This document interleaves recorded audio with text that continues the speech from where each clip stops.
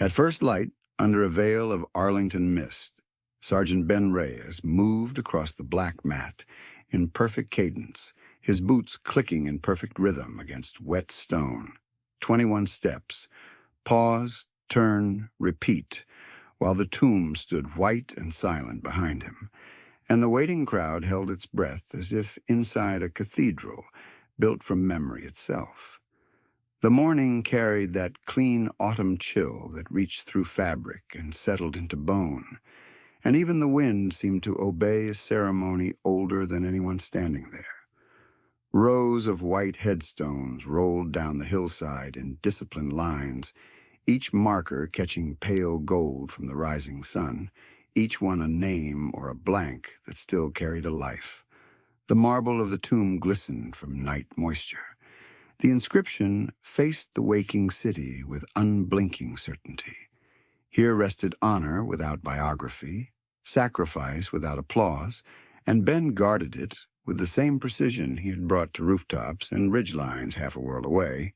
To tourists, he looked carved from stone. 6'2", shoulders square, jaw set hard beneath the brim of his kepi hat, eyes forward and unreadable. His uniform was immaculate, every crease sharp enough to cut glass, brass polished bright enough to catch the first thread of daylight, white gloves pristine against the dark stock of the M14 he carried, as if it weighed nothing at all. His boots were polished to a mirror shine, and each strike of heel on the mat landed at exactly the same interval, measured, deliberate, faithful. Nothing about him invited attention, yet no one in the plaza could look anywhere else for long. The crowd gathered in layers as the sky brightened. A pair of elderly men in faded unit caps stood shoulder to shoulder near the rope line, one leaning lightly on a cane wrapped in black tape. A family from the Midwest huddled together in matching windbreakers, their youngest son gripping a pamphlet with both hands as though it were official orders. 2 high school students who had arrived whispering and half laughing lowered their phones and went still by the second pass. A woman wearing a small gold star pin at her collarbone kept one hand over her mouth and never looked away. Several paces behind her, an airport employee in a neon vest had stopped on his route and removed his cap without being asked. Now the plaza did not require explanation. It required witness. Ben reached the 21st step and halted with mathematical precision. Pause. He pivoted on his heel, rifle moving in one clean arc, and returned the same path with no flourish, no strain, no deviation. The rhythm did not merely mark distance, it marked covenant. Each pass said the same thing in silence. You are not forgotten, you are not alone, you are not finished. In the old guard, ritual was not performance. Ritual was promise. Inside that discipline, his awareness ranged wide and sharp. He tracked movement at the edge of vision without ever turning his head. A child shifting on a bench. A camera lens glinting too suddenly. A dropped program skittering in the breeze. To the crowd, he was motionless control. Under the surface, every instinct remained on a high alert, a skill forged in steel and fire and honed now for peace. Restraint, he had learned, was the harder form of strength. Stillness cost more than motion. A raven settled on a nearby branch, then lifted again when the bell from a distant chapel carried across the grounds. Somewhere up the hill, a groundskeeper paused his vehicle and cut the engine, leaving only the crisp percussion of Ben's steps and the soft rustle of coats. Even small sounds seemed to understand where they were. The place imposed a moral gravity that changed posture, volume, and breath. People entered, speaking in ordinary voices, and found themselves whispering in a minute. Some cried without warning. Some stood straighter. Most simply listened. Ben did not look at faces as he passed, yet he knew the crowd in fragments. The veteran with silver eyebrows who mouthed the count under his breath. The little girl perched between her grandparents, her gloved hands wrapped around a folded paper flag she kept smoothing flat against her knee. The middle-aged teacher quietly guiding a line of students with 2 fingers and a nod instead of words. The father in work boots, who had brought his daughter before school and now held her backpack while she stared with open, solemn concentration. In that hour, America was not abstract. It was all of them, gathered in cold morning light, watching one man keep watch for millions. The mist thinned by degrees. Beyond the plaza, the city began to stir, traffic lines threading the roads, aircraft tracing low arcs toward the river. Arlington remained on its own clock. Here, the count was steps and seconds, sentry and salute, past and present joined by procedures so exact it felt almost liturgical. Ben's face stayed an unreadable mask of discipline, but memory traveled with him anyway, as it always did. Not as distraction, as fuel. Names rose and settled in the cadence. Men who had joked in heat and dust. Men who had carried radios and stretchers and photos from home. Men who had not made the flight back. He kept their weight in the same place he kept his breath, controlled and constant. On his next turn, the morning sun finally cleared the tree line and struck the marble hard, turning the tomb brilliant white against the darker stone around it. Several in the crowd blinked at the sudden brightness. One of the elderly veterans lifted his hand in a slow, private salute and held it there longer than protocol demanded. Ben did not break stride, but he saw it. He saw everything he needed to see. No announcer narrated the ritual. No music cued emotion. The power came from repetition and refusal. Day after day, season after season, in rain, heat, ice, and wind, the sentinel walked, not for spectacle, for continuity, for the blunt truth that gratitude must be practiced, or it decays into slogan. Ben understood that truth with the clarity of someone who had once looked for friends in smoke and static and found only silence where voices had been. At the tomb, silence meant reverence, not absence. Silence was the language of the vow. Another cycle completed. 21 steps. Pause. Turn. The M14 remained steady in his gloved hand. The leather under his soles gripped and released with each measured strike. He could feel the humidity lifting as daylight strengthened, feel sweat beginning in a thin line beneath the collar, while the air still bit at his cheeks, feel the old crescent of scar tissue under his right sleeve, tighten for an instant, and then settle. His body remembered weather from other continents, other mornings, other duties. His mind remained here, anchored to line, timing, and perimeter. A young boy near the front tugged once at his mother's coat. Why does he do the same number every time? He whispered, trying and failing to keep awe out of his voice. His mother crouched so she could answer at his level. Because some promises are exact, she said quietly, and because some people earn that exactness. The boy nodded, then stood straighter, as if he had just been given a responsibility.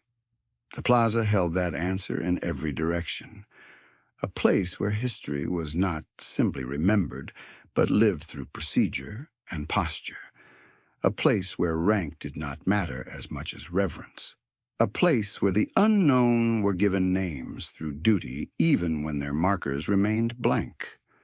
Ben had chosen this assignment with full understanding of what it demanded and what it denied. No improvisation, no public ego, no shortcuts, no off days, just precision, humility, and vigilance again and again until the body learned it deeper than thought. That was the point, to remove self and leave service. By the time the sun cleared fully, the crowd had doubled. New arrivals drifted in from tour buses and parking lots, but those who stepped into view seemed to inherit the silence from those already waiting. A teenager in a varsity jacket took off his cap. An elderly woman in a wheelchair pressed a handkerchief to her eyes and smiled without showing teeth. A man in a business suit checked his watch, slid the phone back into his pocket, and stayed. People who had planned to spare 5 minutes gave 40. The ritual recalibrated what mattered. Ben completed another pass and paused at center. For one still second, the whole scene aligned.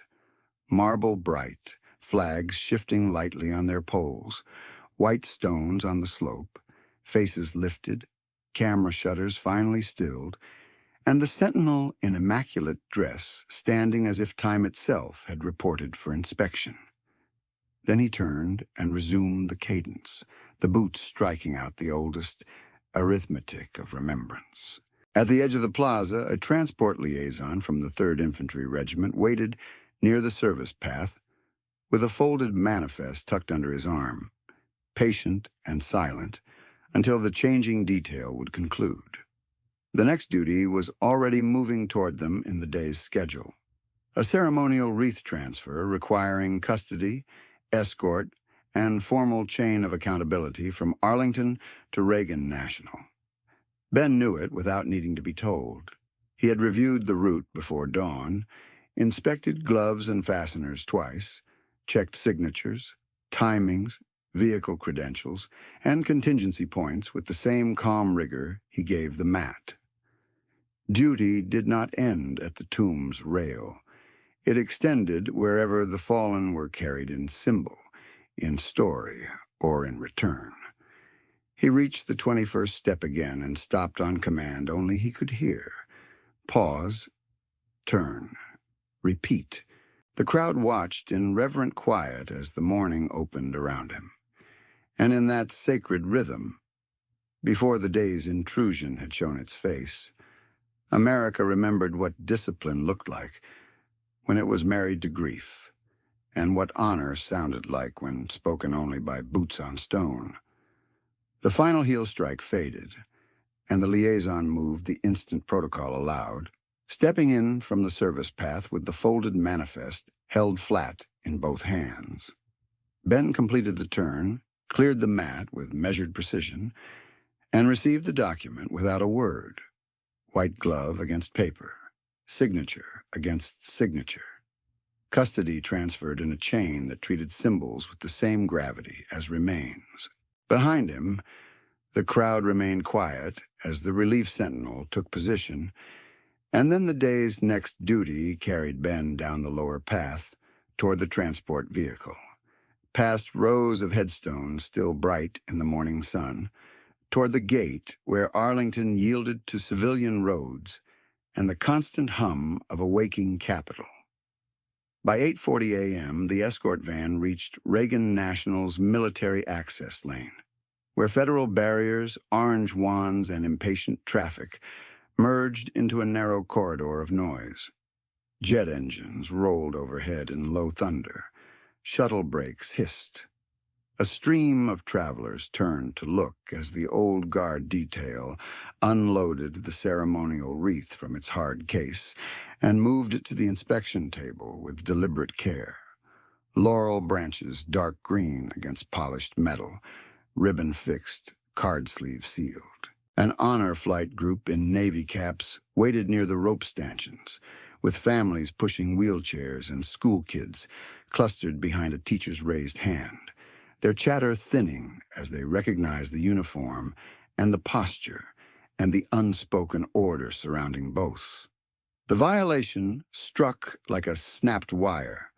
Graham Voss stepped out from a black SUV with a camera crew at his shoulder, cufflinks flashing, smile already formed for lenses, and reached straight into the wreath with 2 fingers, as if he were selecting garnish from a buffet tray. He found the envelope tucked deep in the laurel, pinched it, and said, loud enough for microphones and children to hear, "Just a prop. Parade boy." Veterans went rigid. The school kids froze with half-lowered phones. Ben did not move. What Voss saw was stillness. What he did not know was that he had just laid hands on an active memorial item under the watch of a man trained to measure threat in fractions of a second and to answer with discipline, not noise. The envelope was small, cream gone brittle with age, addressed in fading ink that had bled at the edges from time and weather and human hands. PFC Elias Turner, missing since 1968. One corner carried the faint outline of a stamp no longer valid. The flap had never been opened. It had been folded into history and hidden in leaves until this morning. Voss tugged again, careless and public, while his media assistant angled a phone for a better shot and whispered, "Get the reaction." The phrase moved through the onlookers like static. A veteran with a cane tightened his grip until his knuckles blanched. A woman wearing a gold star pin shook her head once, hard, as if refusing to believe what she was seeing in front of uniformed personnel and federal signs and families waiting for flights. Ben's expression stayed carved and unreadable, but his awareness expanded to full perimeter in an instant. Gatepost to baggage cart, left lane to curb, bystander density, nearest child, nearest wheelchair, nearest officer, nearest camera, nearest hand reaching where it should not reach. He cataloged each angle with the same calm geometry that had kept men alive under mortar arcs years earlier. The wreath sat between them like a line drawn in stone. His breathing remained even. His posture did not shift. The old scar under his right sleeve drew tight, then settled. He had escorted symbols before. He had carried names that returned in boxes. He had watched mothers touch folded flags like they were touching skin. He understood exactly what had entered Voss's grip, and exactly what could not be allowed to happen next. "Sir, that item is under ceremonial custody," the gate sergeant said, stepping forward with open palms and formal tone. But Voss cut him off with a lazy flick of the wrist and a glance at the nearest camera lens. "I fund 3 veterans' foundations," Voss said. "Don't lecture me about optics." "It's not optics," one of the honor flight veterans said from behind the rope, voice rough and controlled. "It's respect." Voss did not turn toward him. He kept his eyes on Ben, smirk returning, and gave the envelope another testing pull, enough to strain the old paper, but not yet tear it free. "Then, tell your toy soldier to smile for the clip." The words landed hard in the silence. A high school boy who had been filming lowered his phone all the way and put it in his pocket. A little girl in a wheelchair near the front clutched a folded paper flag to her chest and looked up at Ben with wide, searching eyes, as if waiting for the room to obey him without him speaking. Her grandmother stood behind her handles, jaw set, one hand at the girl's shoulder. 2 airport workers who had paused nearby took off their reflective caps at nearly the same moment and held them at their sides. No one laughed. No one cheered. Even the media assistant stopped smiling. The letters shifted, caught between branch and fingers. Ben saw the fibers lift at the corner where Voss's nail pressed in. He saw the old ink catch morning light like a fading pulse. He also saw the name Turner and watched an elderly woman near the second stanchion go still with recognition so immediate it looked like impact. She wore a nurse's pin from another era on the lapel of a plain gray coat, and when she read the envelope, she inhaled sharply, one hand rising to her throat. Her lips moved around the name without sound. That reaction registered in Ben's peripheral map as clearly as any movement toward a weapon. Distinctive detail, witness with memory, evidence with living consequence. The gate sergeant keyed his shoulder mic. "Needs supervisor at Military Lane now?" "Priority protocol issue," he said, eyes never leaving Voss's hand. Voss heard the call and rolled his eyes. "You're escalating this over old paper?" "Over chain of custody," the sergeant answered. Ben remained silent, but the silence was no surrender. It was an edge held in reserve. He had not yet stepped across the transport boundary line, painted on the concrete. He had not yet issued a command. He had not yet taken control by force of grip and angle and momentum. He was waiting one final beat for compliance because discipline required him to offer that beat, because duty was not a temper, and because the crowd included children learning in real time what honor looked like under pressure.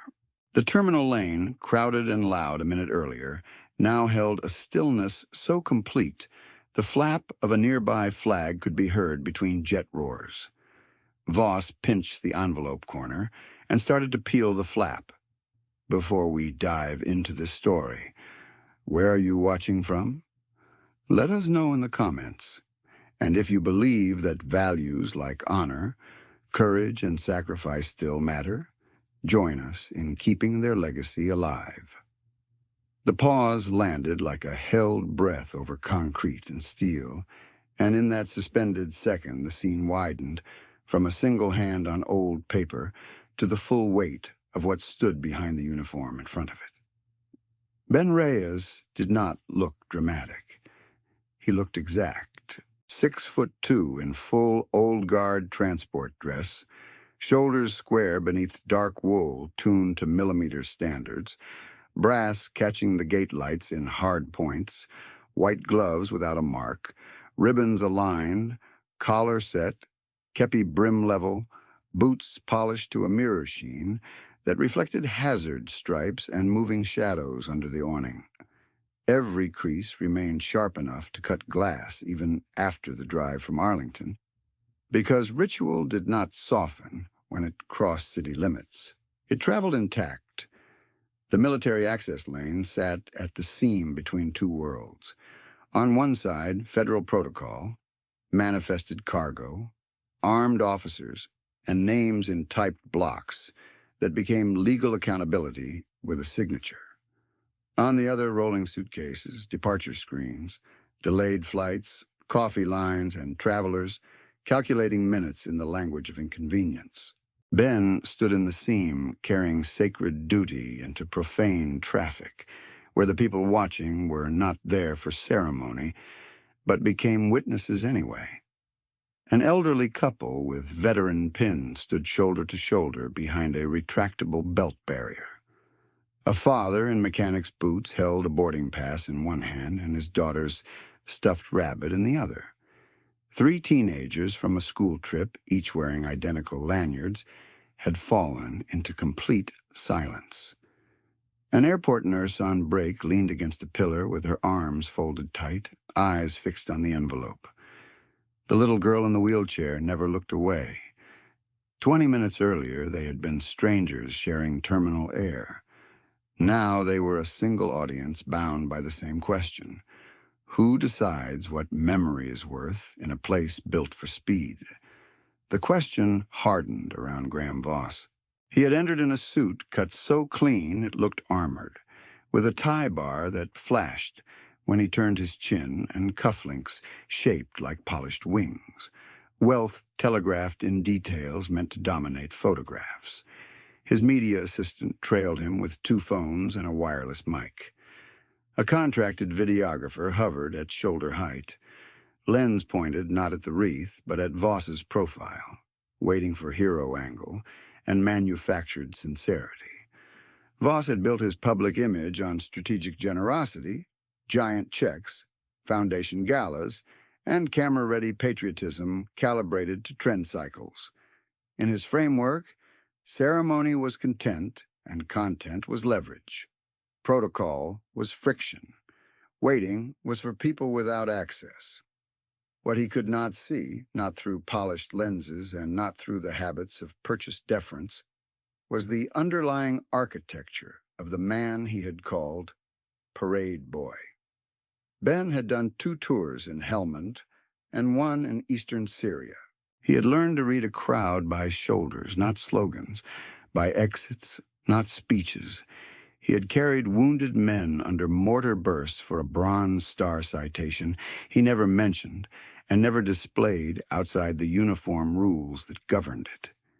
He had stood on a rooftop as dusk burned copper over broken walls while Staff Sergeant Luke Danner, known to every man in their platoon as Lucky, for reasons that started as a joke and ended as heartbreak, grinned through a mess hall spill weeks earlier and said, "If coffee can't revive me, tell my mother I died dramatic."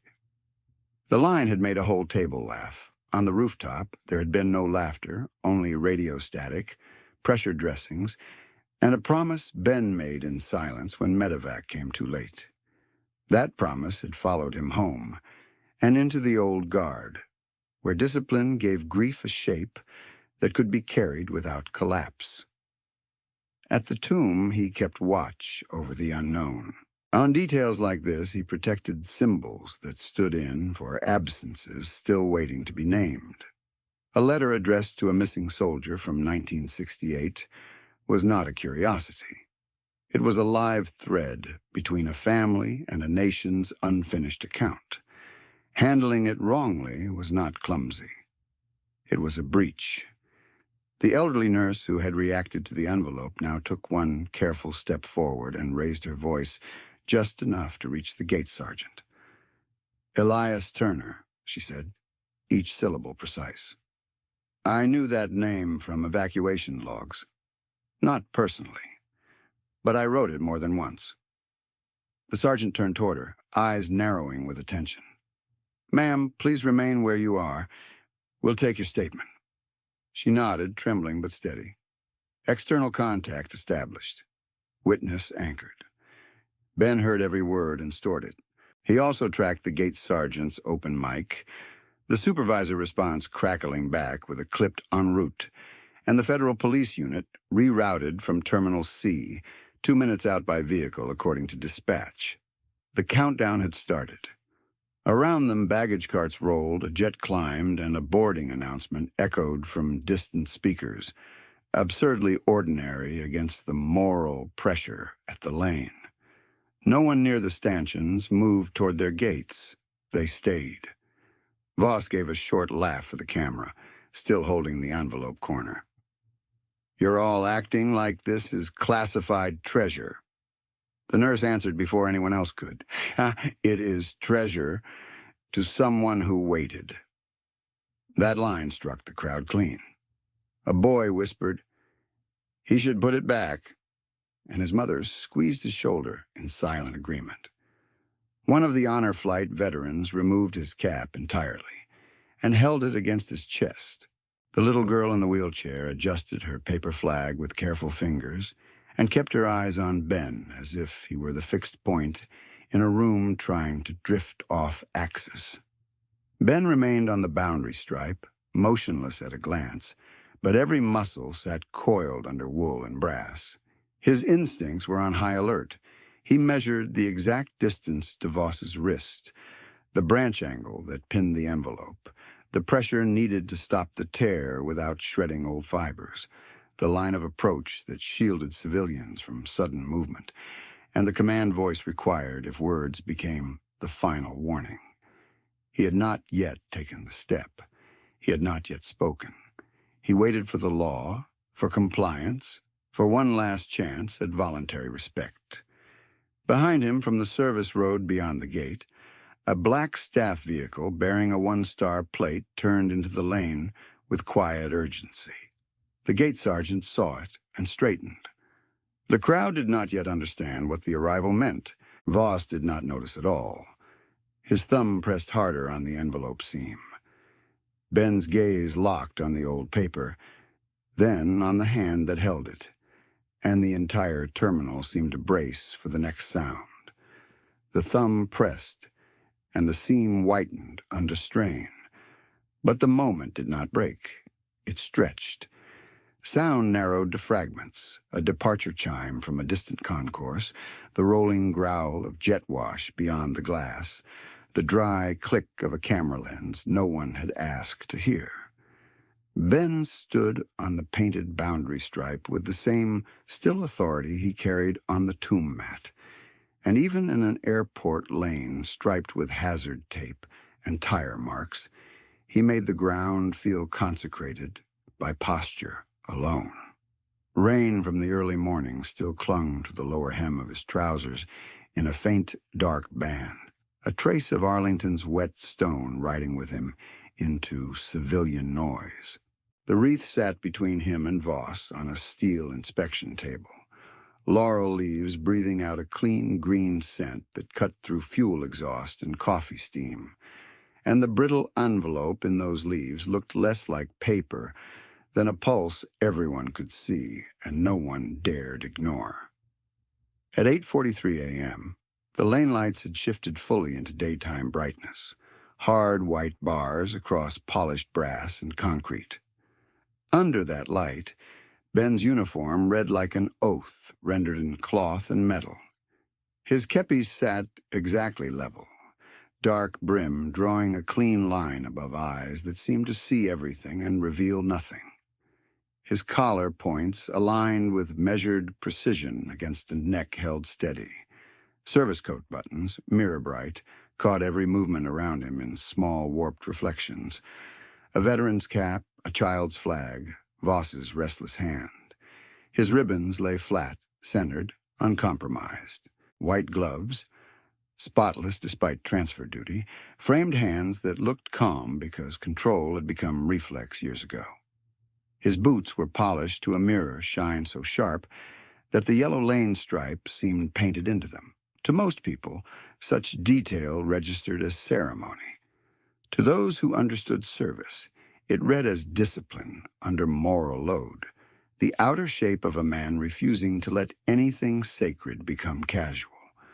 The crowd on the rope line had become a cross-section of the country held in one breath.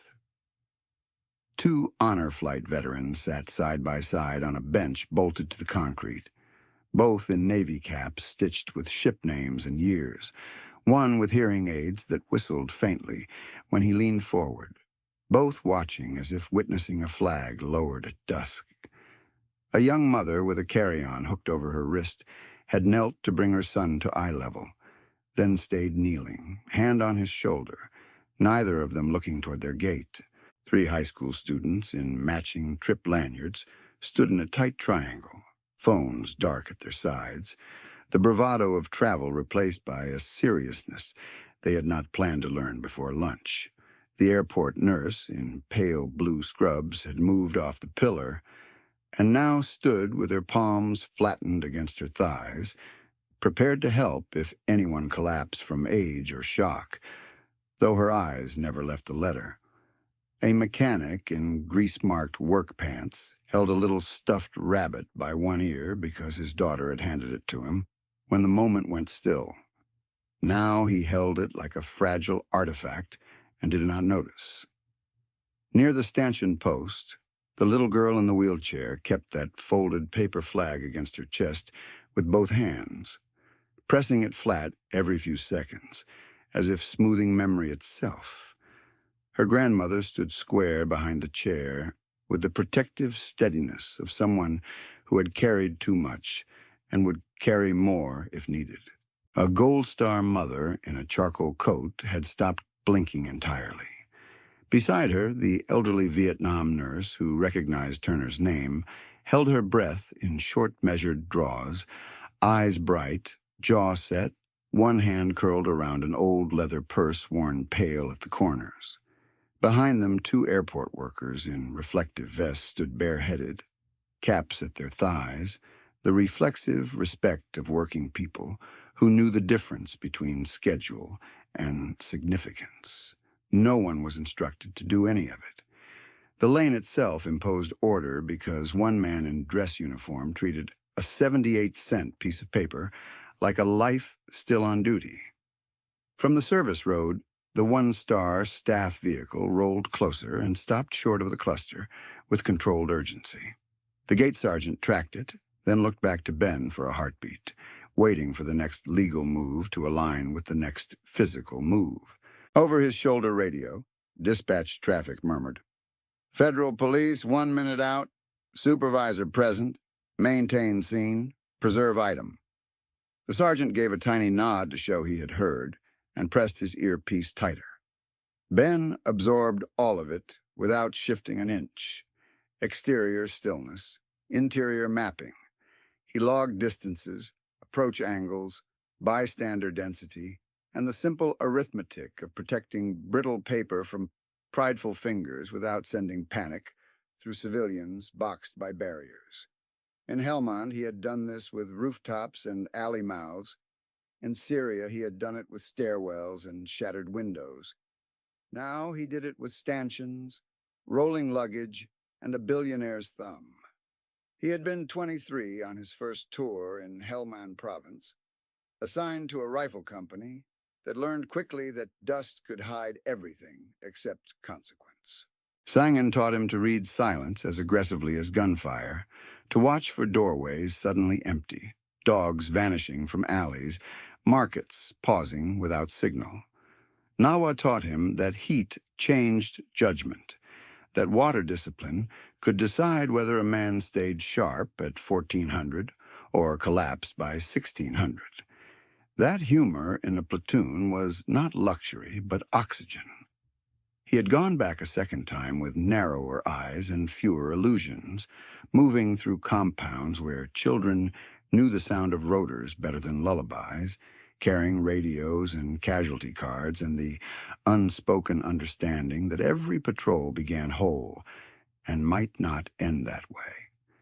Then came eastern Syria, where distances were flatter but risks more deceptive, where mortar arcs arrived with little warning and roofs offered both visibility and exposure, where a second of delay could become a name on a board.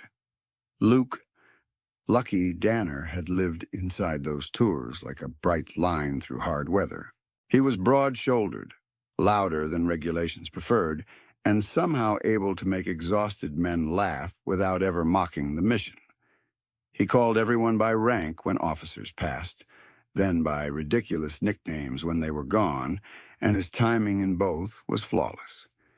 In a chow line outside Lashkar Gah, after 40 hours of broken sleep and instant coffee thick enough to stand a spoon, he spilled his tray, snapped a salute to the stunned cook, and said, "If coffee can't revive me, tell my mother I died dramatic." Even the lieutenant laughed into his sleeve. Ben remembered that laugh because memory kept the small, warm moments, brighter than the firefights. He remembered Luke trading socks for batteries, Luke writing postcards on ammo crates, Luke once carrying a stray puppy half a mile to a safer alley while pretending it was tactical reconnaissance. On the rooftop in Syria, the humor ended in a single concussive burst. Mortar fragments cut across cinder block and skin. Ben felt the shrapnel graze his right arm first, a hot line that later healed into the crescent scar hidden under dress wool. Then he was on his knees beside Luke, with pressure in both hands and the radio static chewing up the medic's words. Luke stayed conscious longer than the odds gave him, long enough to grip Ben's sleeve and whisper, "Don't let me be the quiet one." Medevac came. Not fast enough. The rooftop smelled of dust and burned metal and something else Ben never named out loud. The citation for bravery that followed used clean verbs and formal structure. It did not mention the sound a man makes when he realizes he cannot carry his friend any farther by force of will. Back home, crowds called him hero in tones that felt misplaced. He accepted the Bronze Star because refusing would have insulted everyone named in the chain of command and everyone not named at all. Then he asked for assignment to the old guard, not for prestige, not for photographs, but because he needed a form of service where vigilance could be continuous and grief could be disciplined into usefulness. At Arlington, he found an order that did not erase pain, but gave it a perimeter, a route, and a cadence. 21 steps, pause, turn, repeat, became more than ritual. It became a vow made kinetic, the body speaking what words could not sustain day after day. Guarding the unknown taught him that absence had rank. Escorted transfers taught him that symbols were not substitutes. They were bridges between families and the state, between private loss and public memory. A letter addressed to a soldier missing since 1968 was therefore not old paper in leaves. It was unfinished duty. He had studied the history because duty demanded literacy as much as posture. Vietnam MOIs were not abstractions to him. They were sons held in legal limbo while decades passed through households like weather. Mothers keeping phone lines active, sisters preserving handwriting in boxes, brothers aging into silence while hoping for one official knock that finally carried certainty. He knew the terms from briefings and archives: presumed loss, pending recovery, identification in process, family notification protocols. He also knew the human translation: waiting measured in birthdays and empty chairs. So when the nurse said she had written Turner's name on evacuation logs, the letter transformed from artifact to testimony. It could carry last words, unfinished forgiveness, ordinary updates that had become sacred by delay. Mishandling it would wound people who had already paid too much. That was why he waited one last controlled beat at the boundary stripe. Not from hesitation, from principle. Force was easy. Precision was harder. In full view of children, veterans, and federal cameras, he held the line where authority, restraint, and moral clarity had to meet in exact sequence. His breathing stayed even. His shoulders remained level. Only his focus tightened, iris to paper seam to thumb pressure to wrist angle, calculating how to intercept without tearing what time had preserved. The gate sergeant shifted half a step to clear space. The one-star aide opened his door but did not intrude yet. The nurse whispered Turner's name again, almost like a prayer. Behind the rope, the little girl in the wheelchair lifted her paper flag higher and did not blink. Voss still had the corner pinched, unaware that he was not confronting a ceremonial prop, but a man who had carried the weight of missing names across continents and into this lane. Ben's face remained a mask of discipline, carved flat by training and sacrifice, yet beneath it every instinct had aligned. He had given the final chance for voluntary respect. The next movement would be duty. But the man forcing it had spent a lifetime believing duty moved for him. Graham Voss had built his reputation in towers of glass and steel where decisions were measured in market share, where private jets waited on 30 minutes' notice, and where gratitude could be purchased through naming rights and televised checks. His foundation logo sat on hospital wings, scholarship banners, veterans' banquets, and gala stages lit for perfect camera color. He did not arrive in places, he made entrances. At Reagan National that morning, he came wrapped in tailored navy wool that sat razor clean across his shoulders, wing-shaped cufflinks glinting each time he lifted his hand, media assistant 2 steps behind with a stabilizer rig already live. The assistant wore an earpiece and held a second phone angled for vertical video, and a freelance videographer tracked Voss's profile from knee level for hero framing, exactly the way his team did at ribbon cuttings. He had requested access under the language of support. He had funded a logistics grant for ceremonial travel in prior years and had leveraged that generosity into visibility so consistent that airport staff recognized him before he reached the checkpoint. A shift supervisor offered a polite nod.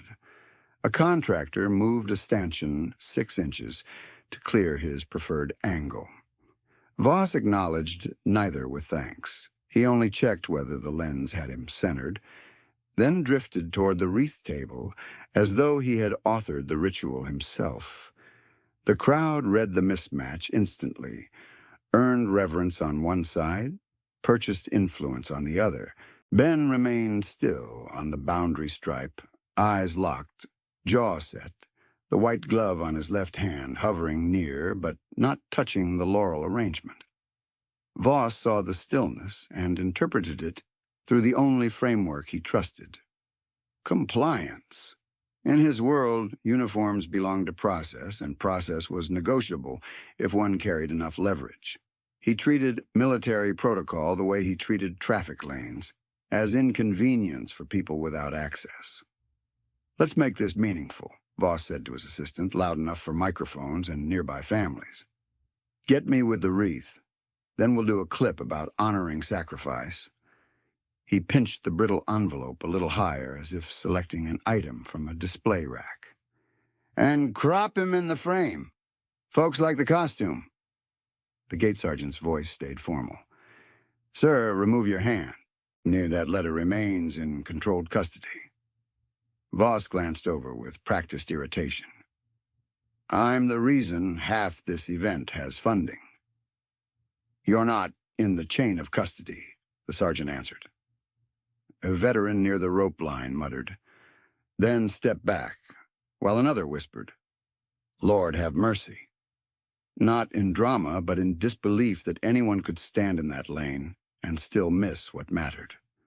The high school students shifted shoulder to shoulder and went still again.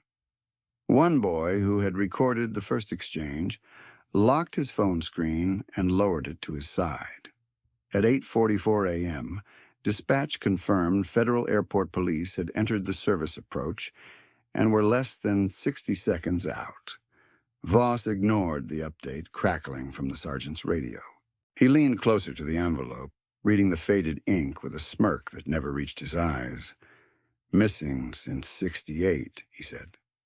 "You're all doing theater over that?" Then, with a careless flick of contempt that landed harder than a shouted insult, he added, "Dead men don't read."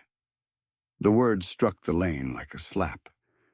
The Gold Star mother shut her eyes once and opened them with tears she refused to wipe. The airport nurse took a half-step forward and stopped only when the grandmother behind the wheelchair touched her sleeve. Both women understanding there was one man in uniform positioned to resolve this without chaos. The elderly Vietnam nurse drew in a shaking breath and spoke toward the table, voice thin but steady. "Some families read for them," she said. "For decades." Voss did not turn. "Ma'am, with respect, this is content, not combat. We're honoring them by sharing the story." Ben tracked each word without altering posture. To the crowd, he remained a statue. Inside, his mind ran layered calculations with the precision of a fire control computer. Branch tension at the envelope corner. Distance from his boot toe to Voss's wrist, less than one stride.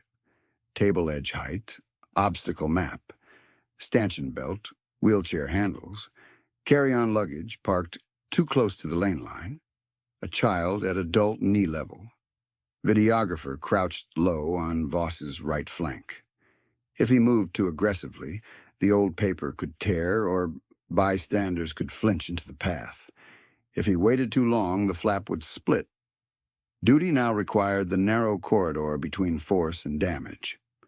The one-star staff vehicle door opened behind the checkpoint, and Brigadier General Miriam Alcott's aide stepped out first, scanning the lane and then freezing as he read the scene. Alcott herself was still inside the vehicle, speaking into a handset.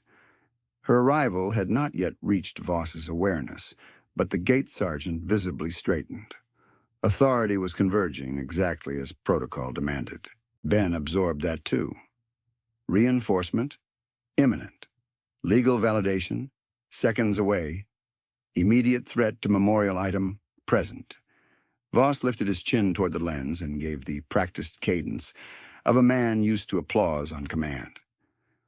"We're here with the brave men who guard our history," he said, gesturing toward Ben without looking at him. "And we're preserving a remarkable artifact for the public." He tugged the envelope another fraction from the laurel and turned the address toward the camera. "There it is. Great visual."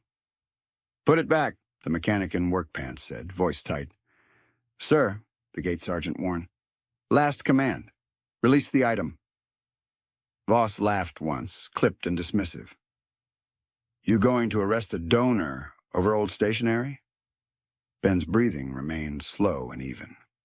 In Helmand, He had learned that the loudest man in a chaos event was rarely the decisive one.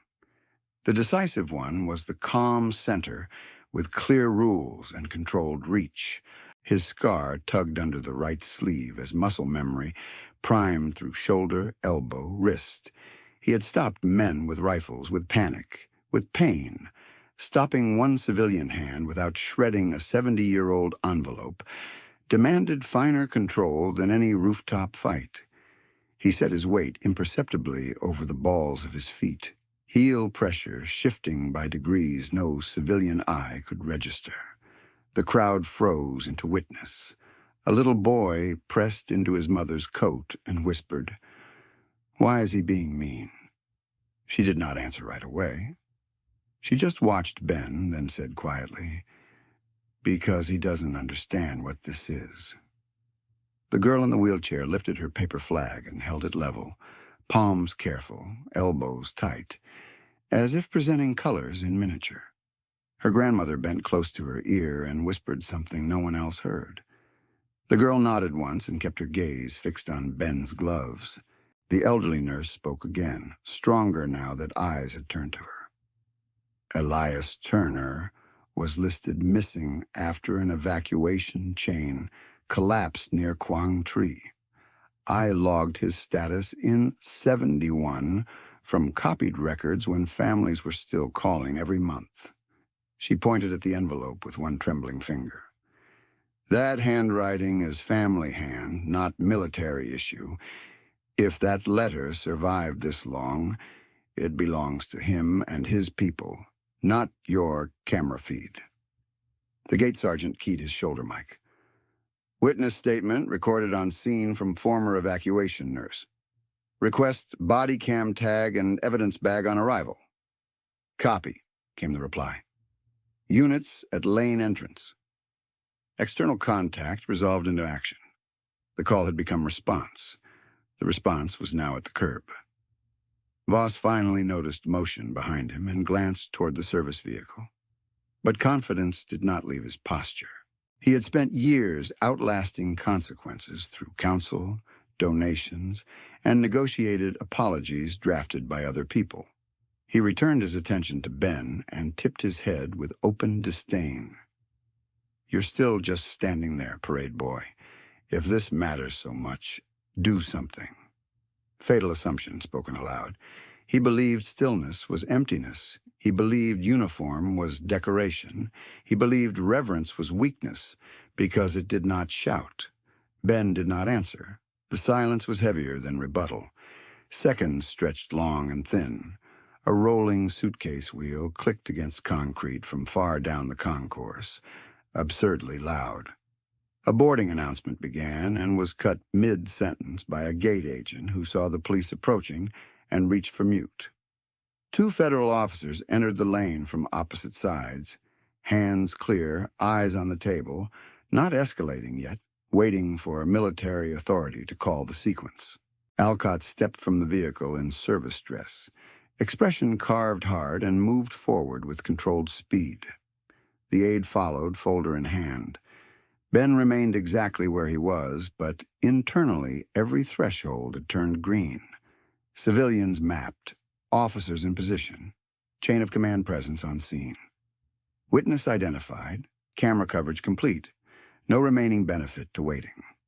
The envelope edge had begun to fray where Voss's thumb pressed the seam, and one more pull would split history open in the wrong hands. His right shoulder unlocked by a measured degree. Left foot found purchase on painted concrete. Fingers of his white glove flexed once, then closed into precise readiness. He could feel the table's steel reflection in his peripheral, the angle of Voss's wrist, the tiny tremor in old paper fibers, the breath of the crowd held tight against the next sound. He gave the final command in a voice as level as marble. "Release it, sir." Voss smirked and pulled. Ben moved. It was a single step. No wasted motion.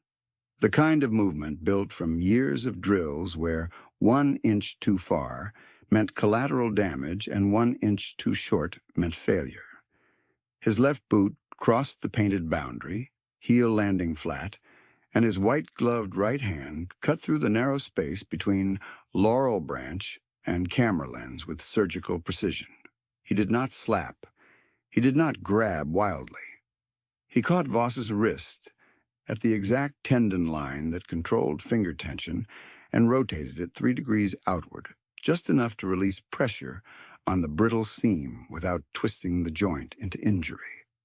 The envelope stopped tearing mid-fiber. Gasps cracked through the lane in one collective exhale. The videographer flinched backward and nearly lost balance. A high school student whispered, "Did you see that?" To no one in particular, voice thin with shock. The honor flight veteran on the bench stood halfway before his knees forced him back down, cap pressed to his chest. The little girl in the wheelchair held her paper flag higher, eyes wide and unblinking, watching the white glove lock in place like a steel clamp wrapped in ceremony. Ben's face never changed. No anger, no strain. Just absolute command in a mask of discipline. Voss tried to yank free on instinct and found no leverage. The more he pulled, the more his own shoulder line collapsed against Ben's controlled hold. His cufflink flashed in the lane lights as his hand opened involuntarily, and the envelope corner slipped back into the laurel branches where it belonged. Ben's left hand came up beneath the old paper, palm open, not touching yet, shielding it from air turbulence, camera bumps, and ego. Then he spoke, voice low enough to force everyone to listen. "That soldier is still under orders from history. You will render proper respect." The line landed harder than a shout. Even the engines outside the terminal glass seemed far away for a beat. Voss froze. Not from pain, but from the sudden realization that he was no longer controlling the scene, no longer dictating the camera frame, no longer the largest force in the lane. He stared at Ben's glove on his wrist, then at Ben's eyes, and found the same thing every challenger found too late: stillness that had survived worse men in worse places. Ben released him the instant compliance was clear. The motion was as precise as the intercept itself. His hand opened. He stepped back exactly 1 pace to reestablish lawful distance. His right arm lowered. His left hand hovered over the wreath until the envelope settled fully between the branches and stopped fluttering. Only then did he withdraw. No one spoke for 2 full seconds. At 8:45 a.m., Brigadier General Miriam Alcott closed the final 10 feet to the table, with federal officers flanking her and the gate sergeant at her shoulder. Her service uniform was immaculate, ribbons centered, expression cold enough to cut through any remaining theater. She did not look at the cameras first. She looked at the letter, at the wreath, at Ben, then at Voss. "Status," she said. "Memorial item protected, ma'am," Ben answered, formal cadence, hands at his sides, chest steady. "Civilian interference interrupted at point of damage. Witnesses present. Envelope intact." "Confirmed," the gate sergeant added. "Body cam running. Dispatch logs recorded. Multiple civilian statements available, including medical witness identifying the addressee from Vietnam evacuation records." Alcott nodded once, then turned to Federal Airport Police. "Detain Mr. Voss for interference with military ceremonial transfer and disorderly conduct pending federal review. No cuffs unless he resists. Maintain public professionalism." One officer stepped in. "Mr. Voss, place your hands where I can see them." Voss blinked at Alcott, disbelief fighting with calculation. "General, this is a misunderstanding. I support military causes. I was creating awareness." Alcott's voice stayed level. "Awareness does not include tampering with protected ceremonial property. My legal team will call your office in 10 minutes. "My office has already called yours," she said. "Your counsel is being briefed by the Pentagon liaison now." That line tore the last thread of confidence from his posture. His shoulders dropped half an inch. The assistant with the stabilizer rig lowered the camera and looked at the floor. The videographer stopped recording and stepped back behind the stanchion without being asked. Alcott extended her hand toward the table without touching anything. "Sergeant, evidence protocol." The gate sergeant snapped to task. "Yes, ma'am." Photograph in place, then archival sleeve and evidence bag. A federal officer produced a sterile document sleeve and a tamper-evident pouch. Another officer took high-resolution photos from 3 angles while the sergeant narrated chain of custody details into his recorder. Timestamp, location, item description, condition, witness present. Ben watched every step, eyes tracking the envelope edge where fibers had lifted, but not split. Physical evidence preserved. Chain unbroken. The elderly Vietnam nurse raised her hand slightly. "General, I can provide written statement and my old ward notes reference if needed." Alcott turned to her with immediate respect. "Ma'am, we will take both. Thank you for standing forward." The nurse swallowed and nodded. "That name mattered back then." "It still does." "It does," Alcott said. The crowd, still quiet, shifted from shock into a different kind of attention. The kind that arrives when institutions do what they were built to do. A Gold Star mother near the rope line straightened her coat and released a breath she had been holding for a full minute. One of the high school students whispered, "He wasn't just guarding it. He was guarding all of it." His teacher gave a tight nod and said, "Remember that sentence." Voss made one last attempt to reclaim footing. "You're turning this into a spectacle." Alcott faced him directly. "You turned it into one when you called the dead a prop. We are turning it back into duty." Silence answered her. 35 seconds passed while the sergeant completed the photo sequence and, with gloved fingertips, lifted the envelope free of the laurel. The old paper trembled in the conditioned terminal air. Ben took one half-step closer, not to touch, but to shield from a sudden gust when automatic doors opened nearby. The sergeant slid the letter into the archival sleeve, sealed it, and held it up for camera-confirmed chain of custody verification. "Item 1 secured," he said. "Transferred to military legal custody pending historical and forensic review." Alcott looked to Ben. "Sergeant Reyes, did the item remain continuously in your visual control from discovery to recovery?" "Yes, ma'am." "Did any unauthorized party access contents?" "No, ma'am. Flap remained closed." "Logged." She turned to the federal officer holding Voss. "Record that statement." The officer nodded. "Recorded." A murmur moved through the witnesses, not chaotic but reverent. Process itself had become reassurance. Calls made were now answered. Warnings issued were now enforced. Distinctive detail had become documented fact. Then Alcott made the decision that ended Voss's narrative for good.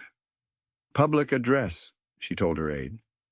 The aide passed her a folder marked with Defense POW/MIA agency insignia. Alcott opened it at the table, with cameras still present but now irrelevant to who owned the moment. Her voice carried cleanly across stanchions, benches, and boarding screens. "For all present," she said, "the addressee named on this envelope, Private First Class Elias Turner, listed missing since 1968, has a newly updated federal status. Defense recovery teams, in partnership with host nation authorities in Laos, completed identification protocols this month. Family notification process is active." The lane went utterly still. Voss's expression emptied. Not outrage, not argument, just the blunt collapse of a man who realized he had tried to tear open a family's final bridge on camera. His assistant covered her mouth with one hand and looked away. Alcott continued. This letter is no relic for entertainment. It is part of an active line of honor between the United States and a missing service member now returning to name. An honor flight veteran near the front lifted his cap again, slower this time, and whispered, "Welcome home, son," to the sealed sleeve in the sergeant's hands. The airport nurse wiped her eyes with the back of her wrist and resumed her stance. The mechanic in work pants bent and picked up his daughter's rabbit where it had fallen, then stood straighter than before. The little girl in the wheelchair looked from Alcott to Ben, then to the evidence sleeve. Her voice came out small but clear. "Does that mean he gets to come home now?" No one rushed to answer. The question deserved precision. Alcott knelt just enough to meet her eyeline. "Yes," she said. "It means the country is finishing what it owed." The girl nodded and pressed the paper flag to her chest. Ben felt the old ache behind his sternum, the one Luke's memory always left when duty and loss touched in the same minute. He gave nothing outward except posture, but internally the line held. Unknown did not mean unloved. Missing did not mean abandoned, not while someone stood the watch. Federal officers guided Voss 2 steps back from the table and positioned him beside the lane barrier for formal citation processing. No roughness, no spectacle, just consequence. The gate sergeant read the charges in clear terms. Voss signed refusal to comment. His own camera team did not film it. Alcott closed the folder and looked once more at Ben.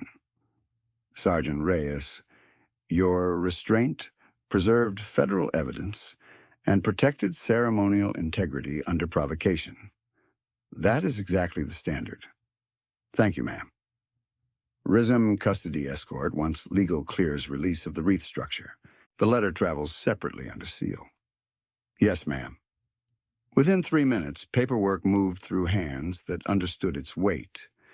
The envelope, now secured, was logged for immediate transfer to Military Historical Command and Forensic Conservation, with witness statements attached and digital copies queued for investigators and family liaison.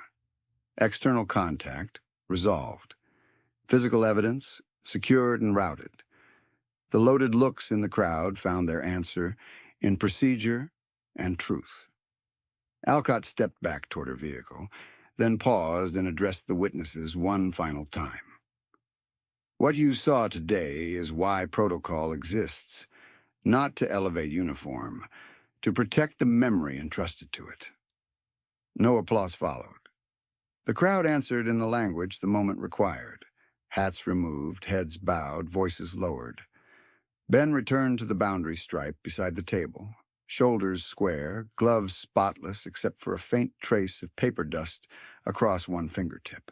He faced forward while officers finished their forms and the lane slowly resumed movement around the preserved center of the scene. Jet noise rose again. Departure boards updated. Wheels rolled. Civilian time restarted. But in the middle of it, sacred order had held. Sacred order it held. And now the machinery that protected it began to close every open loop in plain view.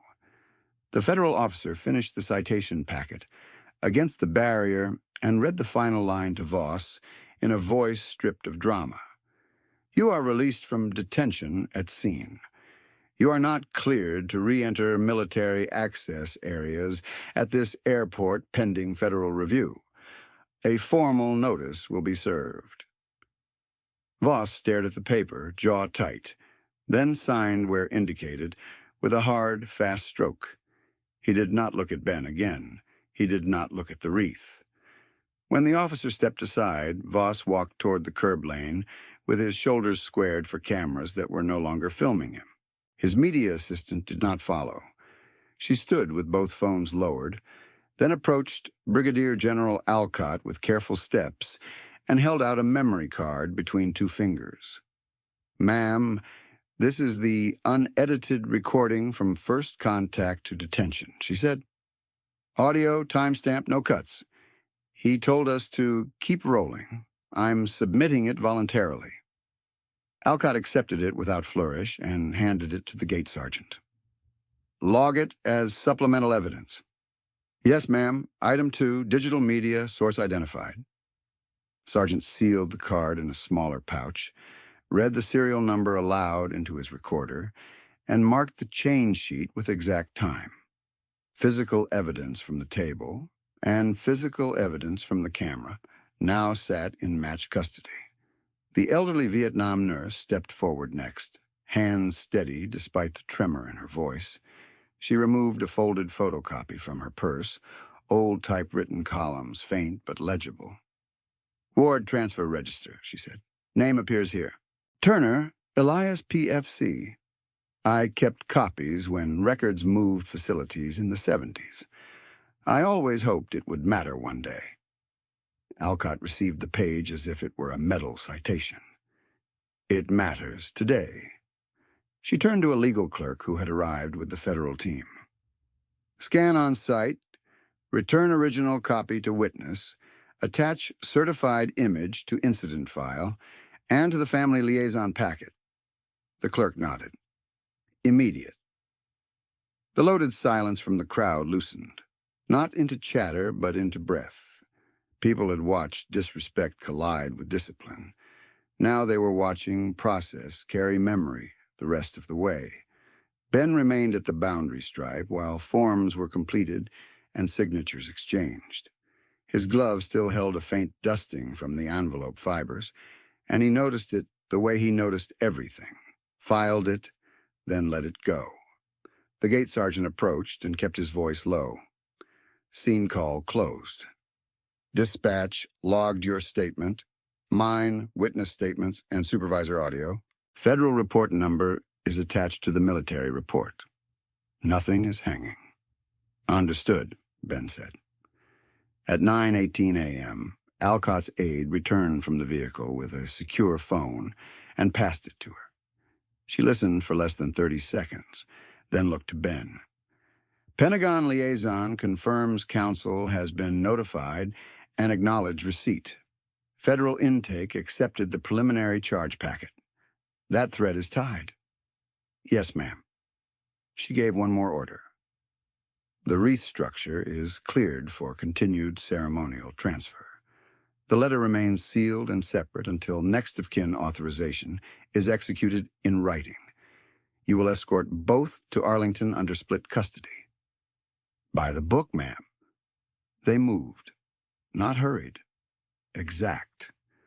The Wreath went into a fresh transport case under Ben's supervision. The sealed archival sleeve containing Turner's letter rode in a rigid evidence container, carried by the gate sergeant until handoff.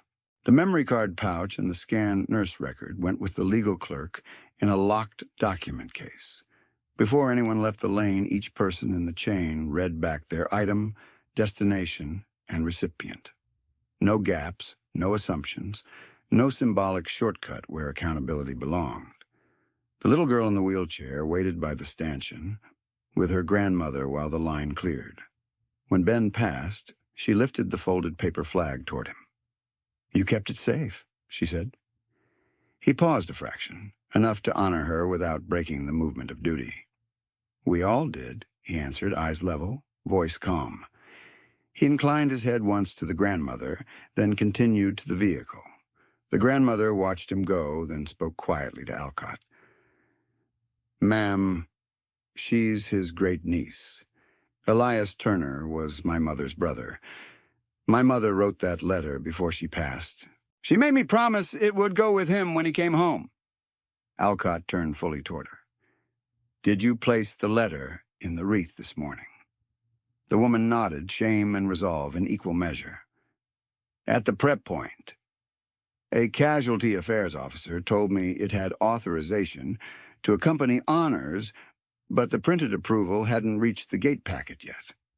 I panicked it would be rejected, so I tucked it deep where it couldn't fall. The final strange detail had an answer.